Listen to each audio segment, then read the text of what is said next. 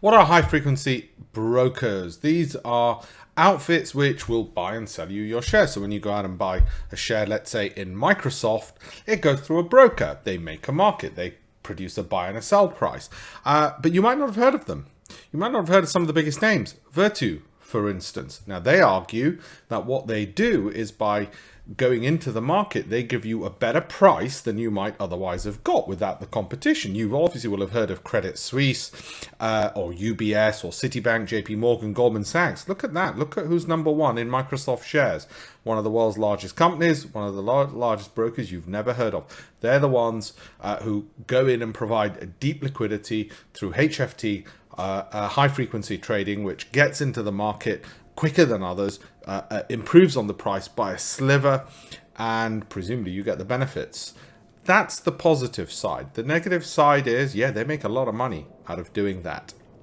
They make a hell of a lot of money, but you should also benefit, should be win-win. Put another way, it's cheaper now to buy and sell Microsoft shares than it's ever been, which is why there's been a rise of retail brokers offering zero commission trades. They're making their money just from a cut or a kickback on the buy-sell price. All in all, good or bad, actually quite good for the retail investor because they've got greater, cheaper access to the market than ever before.